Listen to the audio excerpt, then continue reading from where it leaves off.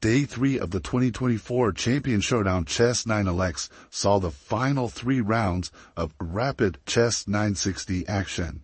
It came down to the absolute last round, and after all was said and done, tournament leader Fabiano Caruana ended up clinching first place to become the 2024 Champion Showdown Chess 9LX winner. The recently crowned U.S. champion finished with 7.5 out of 9 points, earning the clear first-place prize of $37,500. Meanwhile, Hikaru Nakamura finished in close second with 7 out of 9, while Wesley So earned clear third place with 5.5.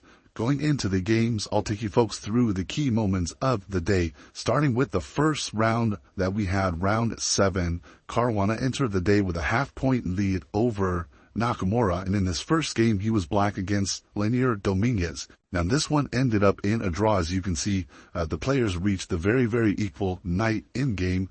Caruana drew this game, allowing Nakamura to catch up to him. With this win, the Nakamura scored over Ray Robson. So this came from the same round. Once again, this is Chess 960, so we have a fresh position for every single game, with the pieces getting rearranged for every round. In this one, we started with the bishops in the corner as Robson plays g3 here.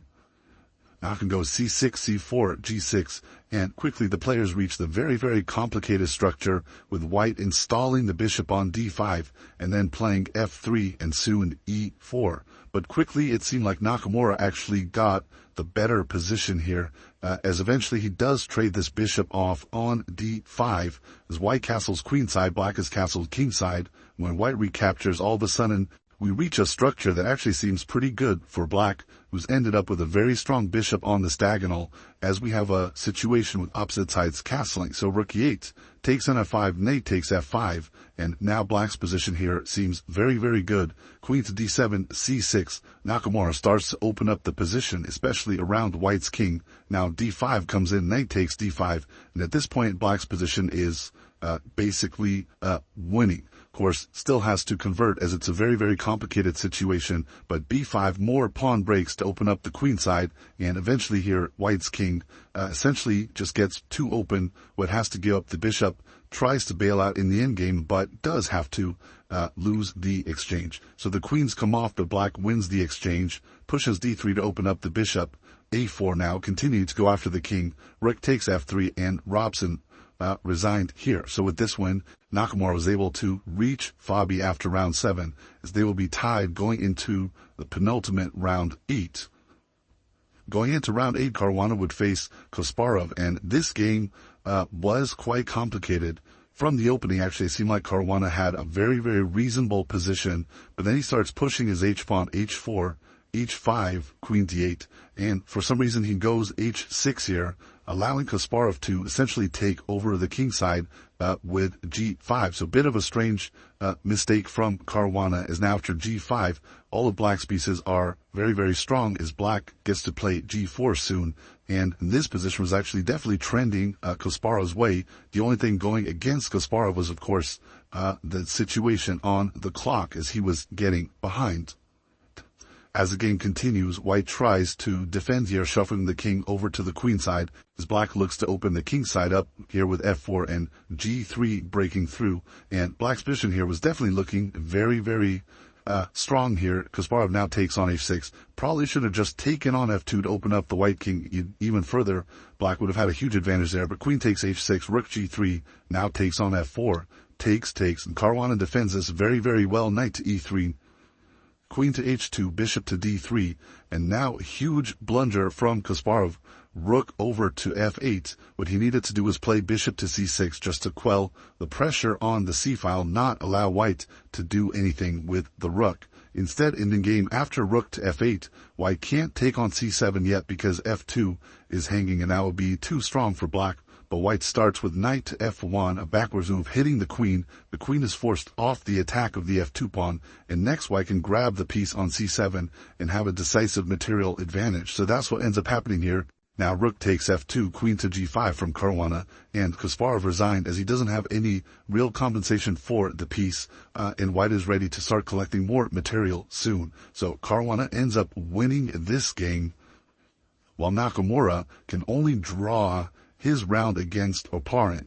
And he definitely tried to win. They played 166 moves, ending with a rook and knight against rook endgame that was only called off by the arbiters, I believe, after the players had played this out for 75 moves, with Oparin holding on. So Nakamura did everything he could to win this game, wasn't unable to, which set up a final round where Caruana would have an extra half point over Nakamura. But to make things worse, because Caruana had defeated Nakamura earlier, and the mean tiebreak in the tournament is direct encounter.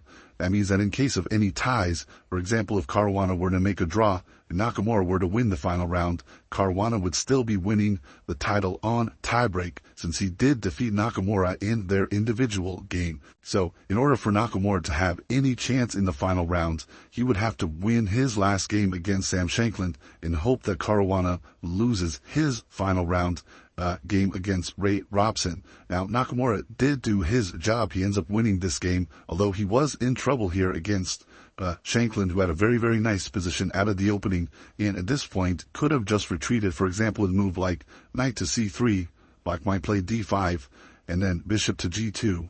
And white would be doing quite well here with the two bishops. Black's rook on a6, not exactly well placed. Computer giving white a big, big advantage here. But Shankland goes for this tricky move, queen to f1, which at first glance looks very strong. The point is that if black trades on f1 and then tries to take the knight on b5, white will throw a knight d6 check, king c7 force, knight e8 check. King has to go back. Of course, white could make a draw. That would definitely not be the intention. Instead, rook takes f1, white can just recapture and get this very, very nice endgame. But what Shankland overlooks is that black has queen h6 check, getting out of the tempo. With another tempo, white has to deal with the check, and now black can take this piece on b5 and end up with an extra minor piece in the position. Now, it's still a little bit tricky because black's pieces are scattered now, but Nakamura was able to defend against the initiative, offering the exchange to get two minor pieces against the rook. Black would anyways have a decisive advantage there. Shankland decides to keep the bishop on the board, but in any case, Naka slowly gets the knights out and keeps everything safe, and eventually he does win this one with the extra piece, and white has a couple pawns for it, but ultimately not enough compensation, and Naka shows good technique. And here, after queen f5, Shankland ends up resigning. He can trade queens, but after queen takes, rook takes, he's only got actually one pawn at this point for the piece. So really nothing happening. G3 hanging as well. So Nakamura ends up winning this game, putting Caruana under pressure to at least draw this game against Robson. And this one, of course, started off in the same starting position. Once again, the bishops here in the corner. We see f4, f5, g3, g6, and e4. And Robson's position here actually was quite decent out of the opening here after takes, bishop h7, queen side castling. Note that the rook can move through the x-ray of the bishop. At this point, white's position is quite nice, and he should be playing for either the f5 break or something like bishop to g2 or h4. The engine suggesting some insane lines with f5 takes, and then bishop takes d5, sacrificing the bishop for knight takes d5, apparently with a ton of play. This, of course, very, very complicated stuff. But what happens is rook to f3, and we get a bit of maneuvering, but this allows Caruana to get his pieces out on more comfortable squares. So eventually black starts fighting for the light squares in the position, gets the knight to f5, now h5, and soon here we do get some trades on this f5 square.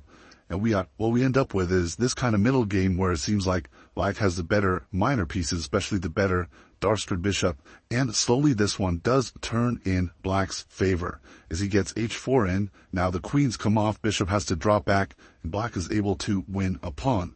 So, of course, a draw was all that Caruana needed actually to win the tournament, but he does end up converting this endgame against Robson to win the tournament in clear first place with 7.5 out of 9 to Naka's 7. just quickly run through the final moves of this game. It was definitely actually quite a bit of a long endgame grind with black nursing this h-pawn to victory. Ray did manage to win his extra pawn back here, but this h-pawn, of course, is way, way too strong, supported by the powerful bishop.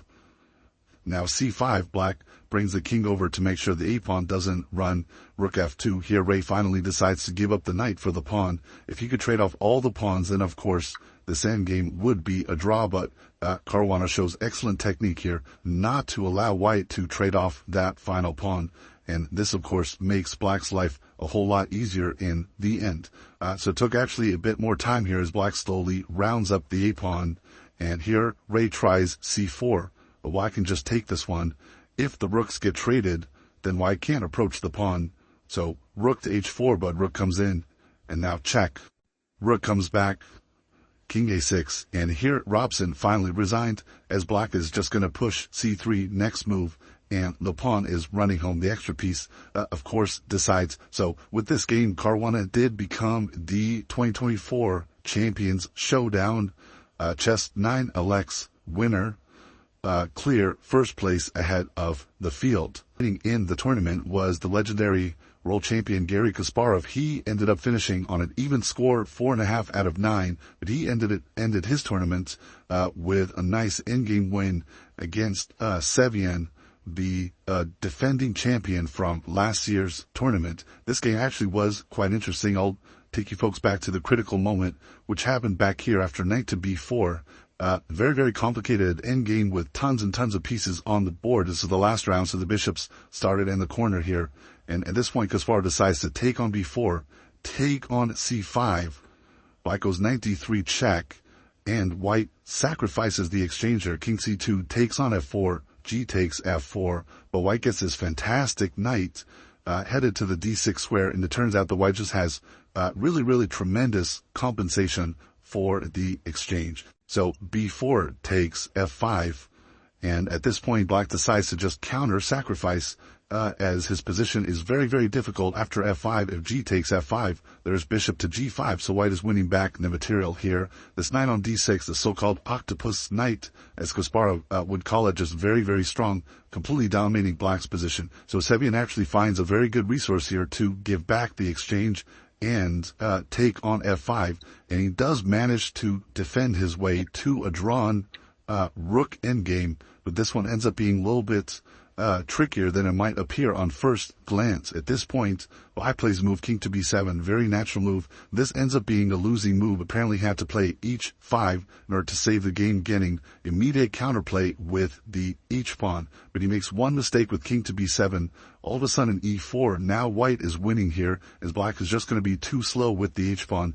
King to d6, white is advancing, rook to h5. That h-pawn's not going anywhere anymore. And now e5, very simple decision by Kasparov, giving up the a-pawn, but banking everything on at the e-pawn in order to win this game. As the e-pawn advances forward, eventually white takes this h-pawn, and we end up in a theoretical rook endgame, but black's pieces are not in position to defend this one. So white's e-pawn is just headed home. The game lasted a couple more moves, but eventually Sevian does resign here, and Kasparov finished with a nice win to end the tournament.